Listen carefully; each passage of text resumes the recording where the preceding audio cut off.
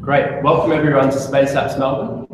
Thanks for joining us again for our fourth and final video call of the weekend. This is early morning for us, so we're going to have our hackathon participants filtering in behind us. But if you've got any questions, as usual, tweet them to #MX17 for MoonshotX17. We're paying attention to that, and you might have a chance to ask. So we've had here in Melbourne, we've had a good cohort of teams developing some really novel products in geoinformatics, Earth observation, and more commercial solutions like even spacecraft insurance protection. We've heard from Andrea Boyd from the European Space Agency, John Tucker, who works at SpaceX as a manager, and Richard Tonkin, who helped build Australia's first satellite in 1966. And here with us today, we have an incredibly special guest who we're very thankful who is joining us, and that's Dr. Andrew Aldrin. So few people, if any, have lived their lives so immersed in the world of space compared to Andrew. Andrew's got a lot of experience in the commercial space sector and is a key international partner and advisor to MoonshotX as well. Andy, you were a director of United Launch Alliance. You've been president of Moonshot Express. You've got a pretty exciting CV, to be honest. Could you tell us a little bit about your background and what drives your passion for doing all these, I guess, commercial space things that you're working on? Yeah, so Troy, my background is probably a little bit unique. I actually began my career convinced that I was going to be a Sovietologist, and in fact, I was. I wrote my dissertation on the creation of the Soviet space program, worked at an institute called the RAND Corporation for about 10 years, looking at Soviet, East European aerospace, defense industries, defense economics, and that's what I was going to do. It was tangentially involved in space, but not directly. Well, a funny thing happened is that the Soviet Union fell apart, right? That was a long time ago for me, probably before a lot of your viewers and participants were even aware of things. But at any rate, so the Soviet Union went away, and I got an offer to go and work for a company called TRW for about twice what I was getting paid. So I took it, and I thought, you know, I'll try industry and see if I'm cut out for that. And actually, you know, it was a very fascinating time in industry. So I was at Boeing and ended up running advanced programs and business development for their civil and commercial space businesses. And then was sent to go run the same thing, business development strategy and advanced programs in their launch business. And then, of course, Lockheed and Boeing merged their businesses and their launch businesses. And so I ended up here in Denver, where I live right now, where I worked as a director of business development and strategy for the United Launch Alliance. And, you know, the traditional space business was and continues to be pretty solid, but it was, you know, I think probably 3-5 years ago, it started to become clear to me that the real dynamism that was happening in space was going to be on the commercial side. And so when I had the opportunity to run Moon Express, I jumped on it. It was a really fascinating time. You know, it's exciting being able to run your own company.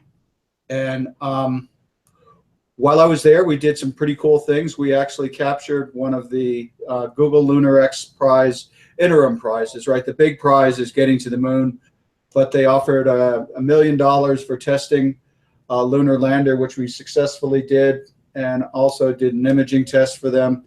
So I tell you, that really sort of was the bug that bit me, and I became convinced when I was at Moon Express that you can do amazing things. So for example, you know, we built a rocket engine absolutely from a clean sheet, no test stands, no drawings, nothing. And in about 4 months, we were actually firing a new engine. It wasn't a big engine. It was about 1,000 pounds, but it's big enough. And using propellants that hadn't been used for a very long time. And in 4 months, we were actually firing an engine. So that kind of a development program in traditional industry doesn't take 4 months, it takes 4 years. And, you know, by the same token, when we did the test of the lunar lander, you know, basically a hover and landing test, we did that in about 4 months. And you know, probably, well, thousands of dollars, probably tens of thousands of dollars to be sure. But those kinds of things require millions of dollars and years in normal industry. So there are really incredible things that you can do in commercial space with small entrepreneurial companies. And like I said, that really got me very interested with it.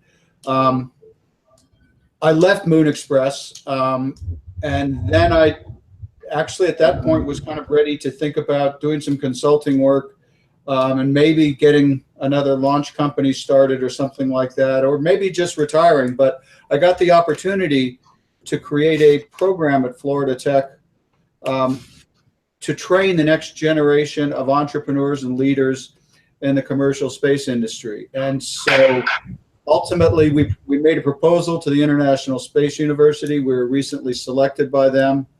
We're working out the details of the contract, but we expect that within the next few months, we'll stand up what's going to be called the Heinlein Institute at the Florida Institute of Technology, or HIFIT, as we call it. And you know, for me, this is a real passion. So I'm very excited about being a participant in what I think is going to be a revolution in how we do space. And to train people that are going to be the next great leaders. And so, stepping back, you mentioned that you guys finished to build a rocket. Sorry, just getting a little bit here. Quickly adjust. I don't know if we're going to be able to fix that. What do you think the difference is between startups and small teams that have been able to build these novel things that you're talking about in 4 months versus the traditional way that would have taken, you know, a year or more? Yeah, so there are a couple. The most obvious difference is just the risk profile. So when you're in a big company, typically you've got a lot of people working on a project, a big investment behind it. You may have a contract with the government. You really can't fail because the cost of a failure is incredibly expensive. In a small entrepreneurial company, if you fail, you just dust yourself off and start over again. So, you know, as I told you, when we were building the small engine, when we were doing the flight tests of the lander, we had failures. We had some very bad days. We drank a beer and came home the next day, or came back to work the next day, and were successful. So that kind of risk profile is one thing that's fundamentally different. Another thing that's different is when you're in an entrepreneurial company. Well, let me back up just a little. In a typical company, let's say Boeing, Lockheed, ULA, Northrop, any one of the larger companies, you end up for a large part of your career being incredibly specialized and working on a very specific area, whether that's trajectory, thermal, and you get to be incredibly knowledgeable about a very small part of the puzzle. At Moon Express or in other companies, you have no choice, but you have to become an expert in everything. And you have to be an entrepreneur and a salesman. And so the skill sets that's required in a startup company is just vastly broader than what you have in a typical aerospace company. And the level of energy is not surprisingly much higher. And so that's obviously something that's that you're building into this this new masters that you're building. So as you mentioned, you're an associate professor at the Florida Institute of Technology, and you're putting together this what I think sounds like a really amazing degree over there. Do you want to just give a little bit of background to that? Sure. So as I said, the way this all came about is the International Space University, which I believe holds a session every year in Australia. I think it's called the Southern Hemisphere ISU. Anyway, they decided they wanted to have something set up in the United States. And so, as I said, we started thinking about this. And I've been associated with ISU now for almost 2 decades. So when this came up, it was very exciting for me. And what I wanted to do was kind of recreate a little bit of what ISU is doing already, that is having a very diversified and intensive program. But I wanted to do something that was going to be much more closely tied to traditional industries. So what we put together is a program where we've got right now 6 universities participating in our consortium. And so those universities are obviously Florida Tech, there's Purdue, there's Ohio State, there's University of Central Florida, University of Florida, Embry-Riddle. And students will go through the regular master's program at that university, and they'll get their degree from their home university. But the last 4 courses of their master's program, they're going to take with us. And we're going to actually teach these courses at the Visitor Complex at Kennedy Space Center, which is, I think, one of the leading, if you will, educational and entertainment attractions in the space world.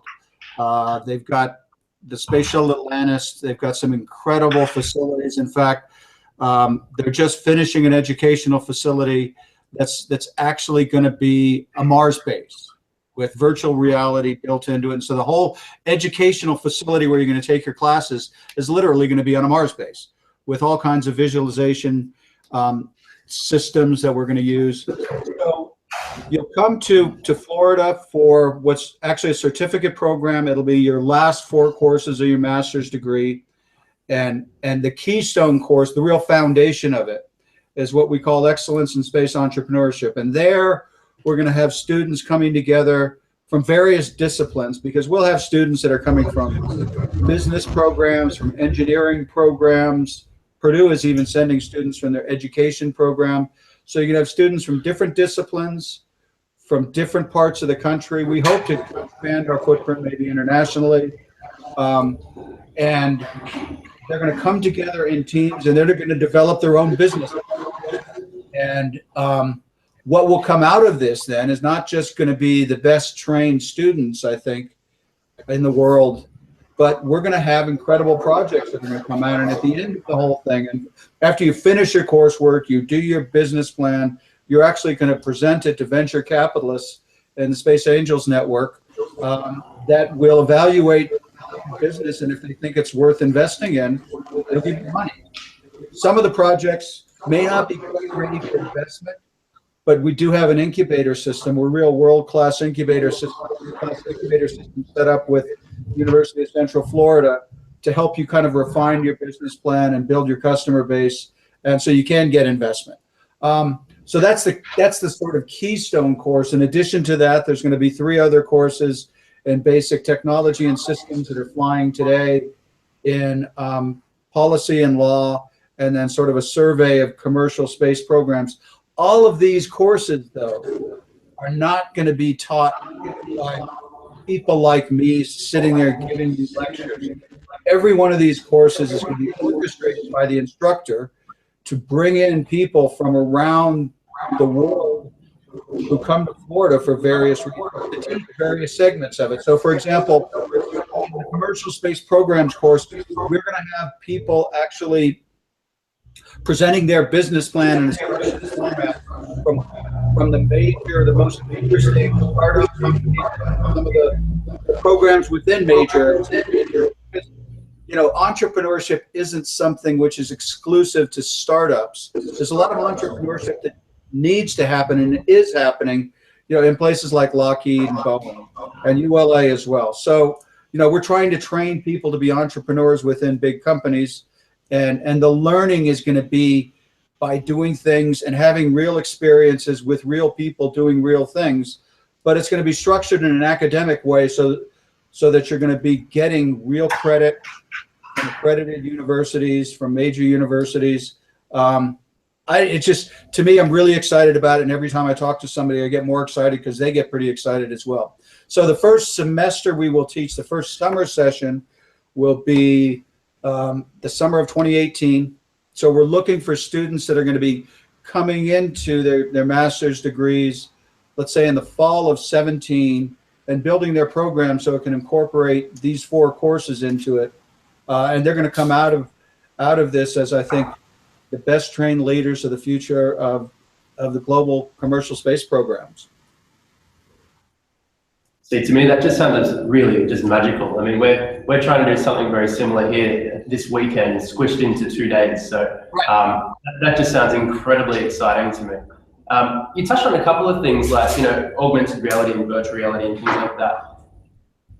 What do you see that the space sector will look like in 5 years? Obviously, you're very, you expect the commercial space sector to become much larger than it is now and take a sort of step to the forefront as opposed to just the NASA's and the ESA's of the world continuing to have as much of an influence as they do. So yeah, what do you expect the space sector to look like in 5 to 10 years from now?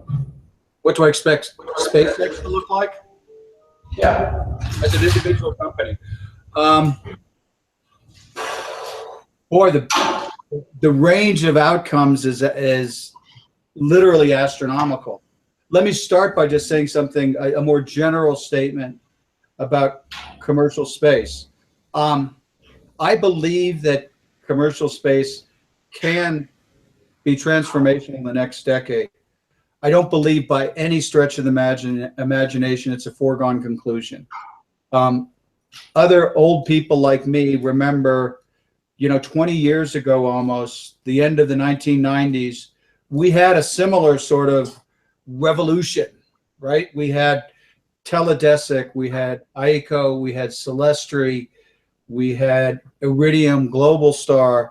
Everyone was going to build these massive constellations, and we were going to darken the sky with satellites. And what ended up coming out of that, after it was all said and done, we started out with something, like about $15 billion worth of space programs being proposed. And what was actually built were only, let's see, 3 programs. You had Iridium, Globalstar, and Orbcomm. And so those 3 programs represented, about $10 billion of assets. Excuse me, actually the total was more like $100 billion, of which 10 billion actually ended up getting built, all of which ended up going bankrupt, right? Iridium, Globalstar, and Orbcomm were all reorganized under bankruptcy court in the US. That $10 billion of assets ended up getting sold in bankruptcy for about 80 million. So that was a devastating loss for shareholders and investors in those companies. Ironically, the biggest beneficiary of the whole program turned out to be the US government, because it was the Department of Defense and State Department which ended up buying most of the bandwidth on those systems at an incredibly low asset-based price. So I worry that we could be making some of the same mistakes again. And that's one of the motivating factors from my perspective in putting together this graduate studies program, is that I think we need smarter investors, smarter engineers, and smarter managers, this time around, so we can avoid some of those mistakes. So let's get back to the original question. Whether SpaceX. So, SpaceX could be as big as its vision, and you could actually end up with the interplanetary transport system being built. I think it's probably more like a decade to 2 decades away before that gets built. But that's just a massive project, and I don't know if there's going to be sufficient market or investment to make that work. So that's one source of uncertainty. The other huge source of uncertainty has to do with the satellite constellations. I think we're on a much sounder basis than we were before, but it's still not clear that satellite constellations are going to be the right answer. I mean, we have an incredible amount of work that's going on right now with high altitude drones. And it may be that those high altitude drones will do to the satellite constellations today what the cellular networks did to the satellite constellations back in the 90s. So I'm concerned about that. And SpaceX has obviously got a very large play in that, but they're not alone, right? There are lots of other satellite constellations being proposed. I think today the situation is fundamentally better than it was 20 years ago, but there's still some risk there. I think where SpaceX is obviously solid is in the launch business, and I think the launch business is going to be really interesting in the next few years. I think by the time this decade is out, there will probably be one, maybe two providers, and whether that's going to be, SpaceX and Blue, or SpaceX and ULA, Blue and ULA, I don't know. There's a lot left to play out there, and the markets haven't stabilized. If we've only got a 20 launch a year commercial market, that's not a lot to fight for, and that may not even support two.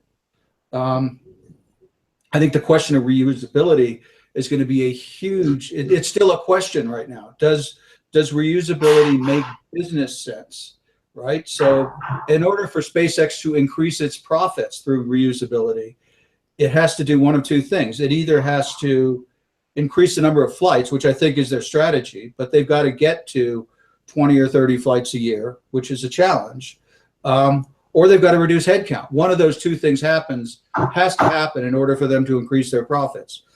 It's going to be very difficult to take an expendable launch business and turn it into a reusable launch business, simply because you've just got to restaff the organization. You've got a whole production facility that instead of building 10 rockets a year, might be building 2, right? And so how do you resize that facility? These are all challenging questions. And in some ways, Blue has the advantage of starting with the business proposition of building a reusable business. It doesn't hurt having the second richest man in the world financing your organization. And, as he put it, every year he sells $1 billion worth of Amazon stock to finance his hobby.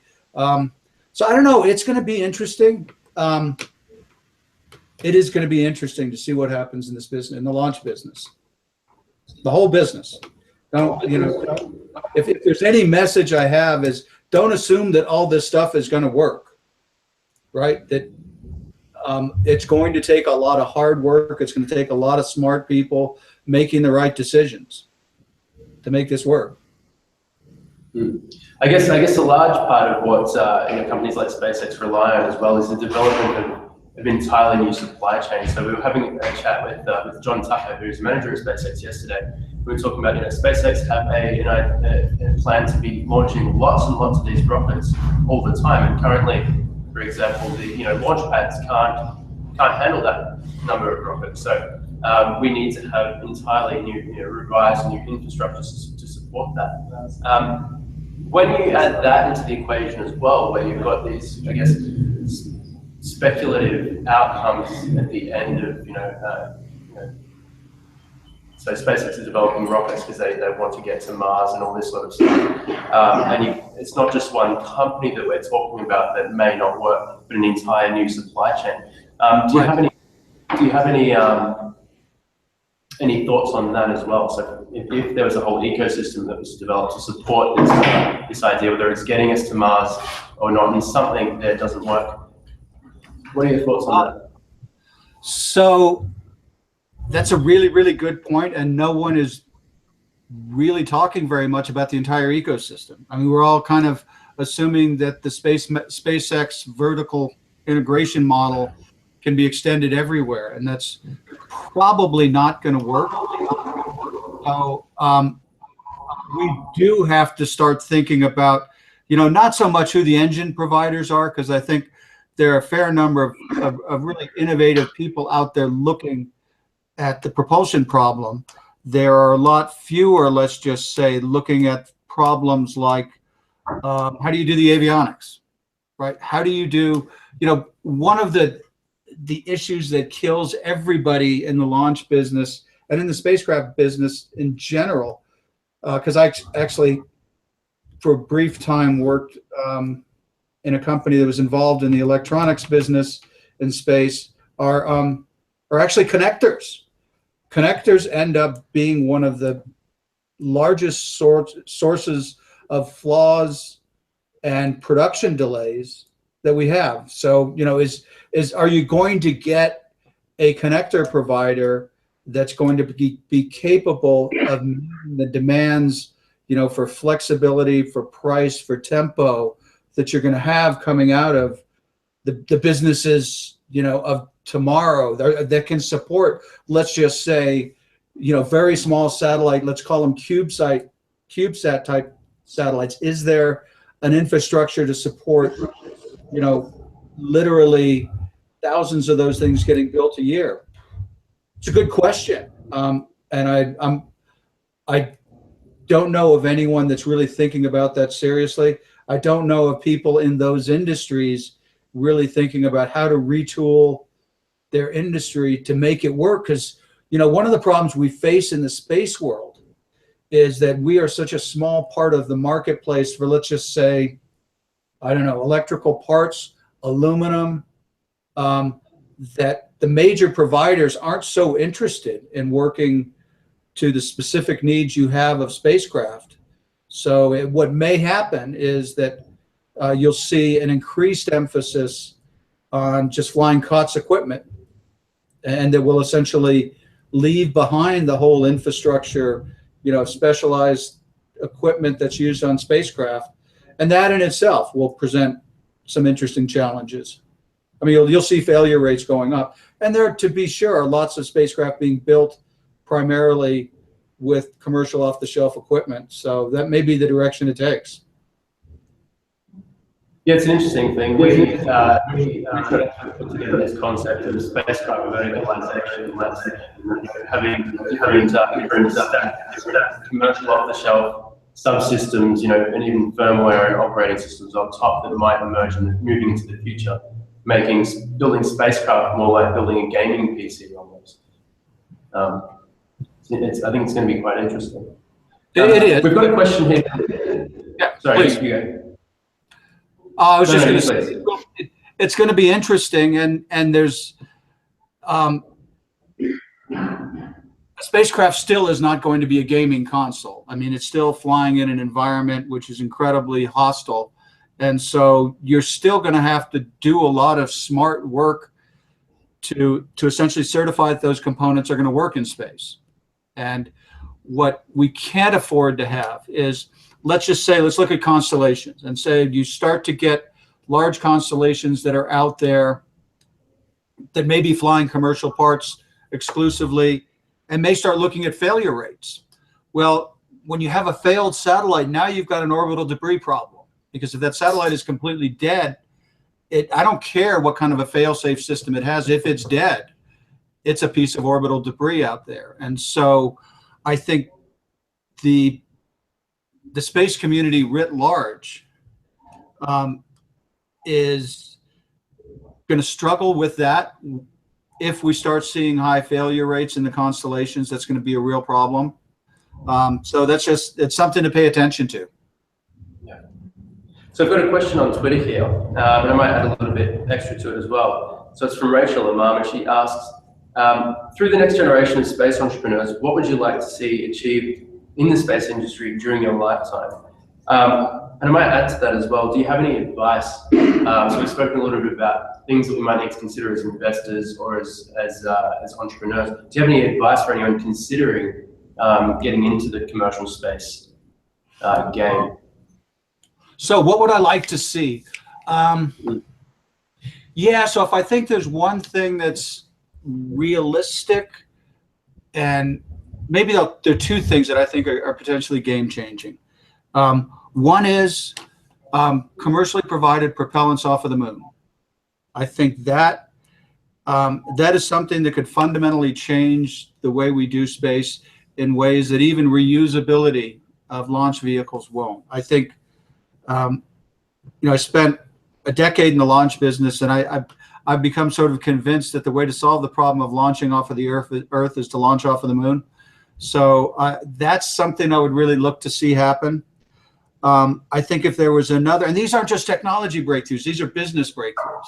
I think the other thing that may be more of a technology breakthrough will be additive manufacturing in vacuum in space, right? So you build, you basically send a 3D printer into space. It's a sort of orbiting factory, if you will. You send whatever the material is that you're going to use to construct the spacecraft, and you start building structures in space. Right now, you get around all of the problems you have trying to stuff really huge structures inside small fairings. And you may end up actually taking the materials ultimately to build this spacecraft off of the moon instead of off of the Earth. And the amount of stuff we will end up launching off of the surface of the Earth may become very small.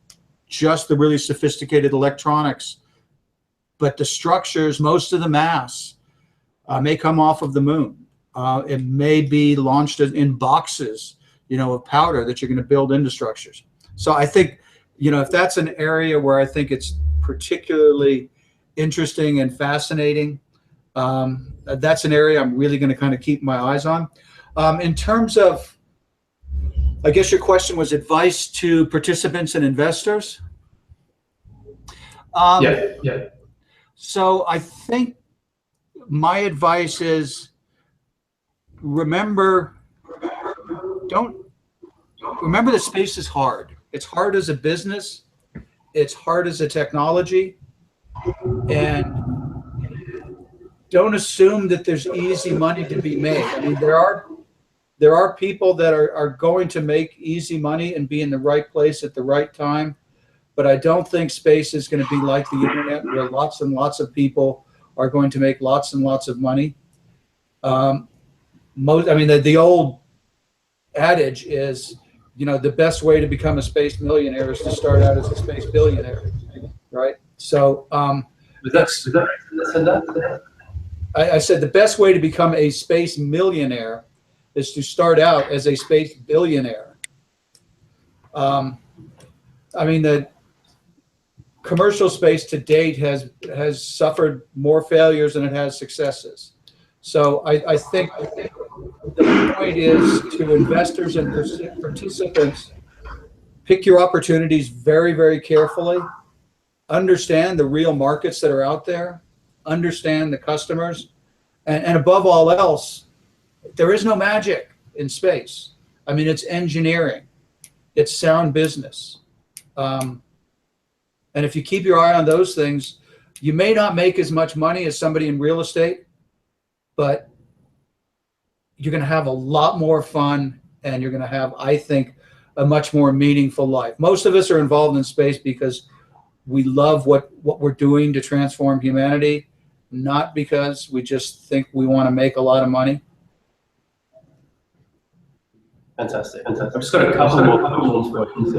I'll try to keep them. So in Australia, space policy is a particularly hot topic at the moment. How do you think older policies like the Outer Space Treaty and things like that might fare moving into the future with, talking about things like asteroid mining and additive manufacturing in space, bioengineering, and potentially, maybe contamination of other planets, like if we go to Mars and things like that. So I guess there are a couple of things. First, a friend of mine who is an attorney has a T-shirt that says, "Where explorers go, lawyers follow." And I think we need to add the subscript on the very bottom of that shirt that says, "At a respectable distance." So I firmly believe that law should not be shaping space. Space should be shaping law. Space programs, space businesses should be shaping law, not the other way around. The Outer Space Treaty is essentially a general declaration of principles, and they're all good principles. Some of them are a little bit of a market distortion, but I think you'll see that the law will come to adjust to businesses that make sense. And so what you've seen in the United States is the United States has consistently maintained the position that utilization of resources on other planets is consistent with the Outer Space Treaty. What is not consistent with the Outer Space Treaty is declaring another planet or another territory of a planet as your territory to own the entire basket of property rights that come with that. I think, and then the U.S. government now recently passed a law, so it's now legislative rather than just simply a matter of policy. So that's, a much more difficult proposition to change.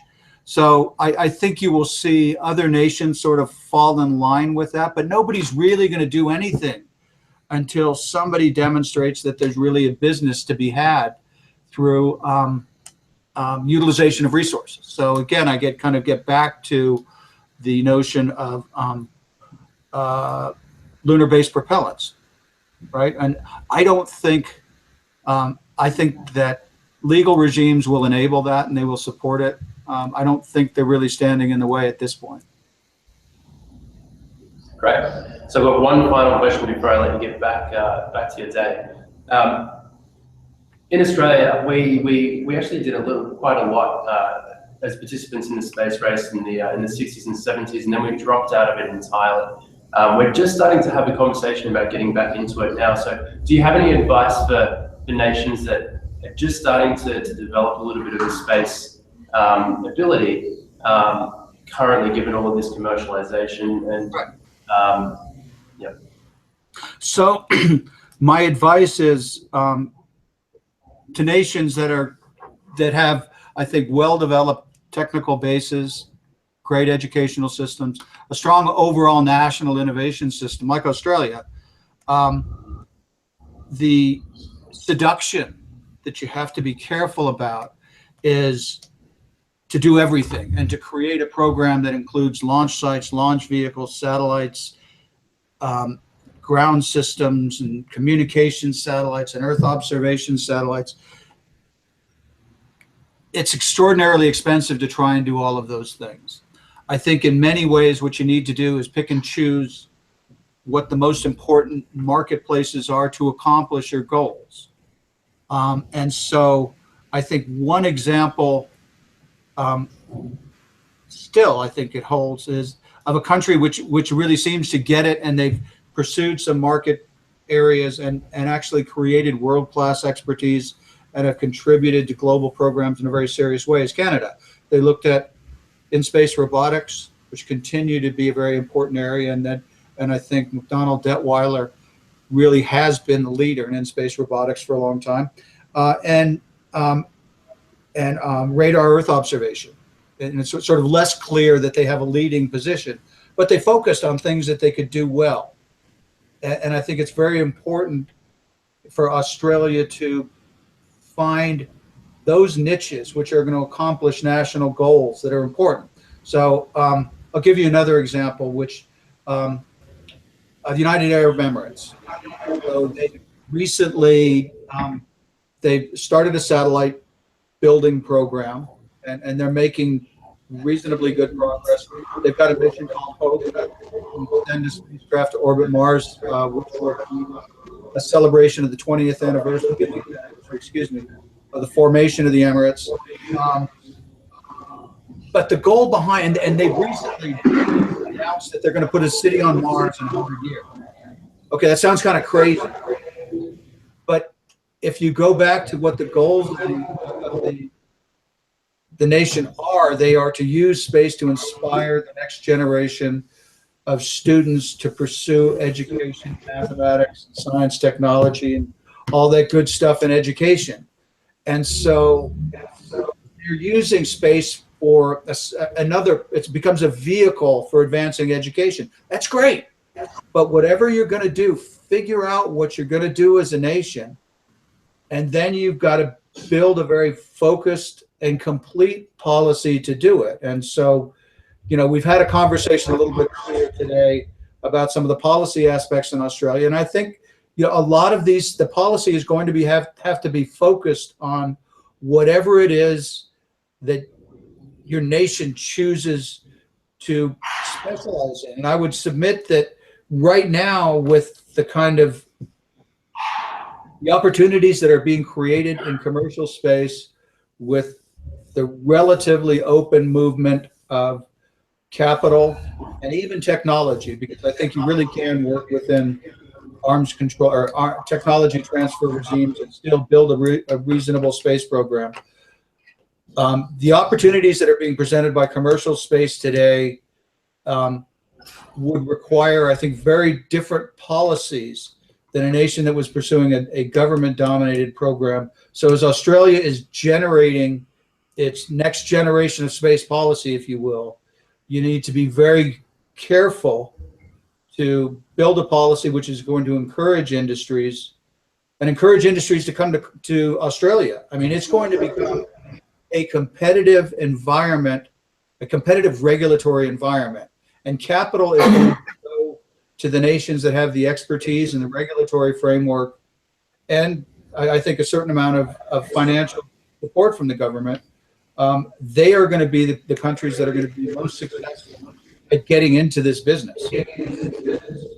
And so, you know, Australia needs to think developing a regulatory framework with the notion that it's a competitive world out there, and they want to attract capital, they want to attract talent in order to build a focused industry.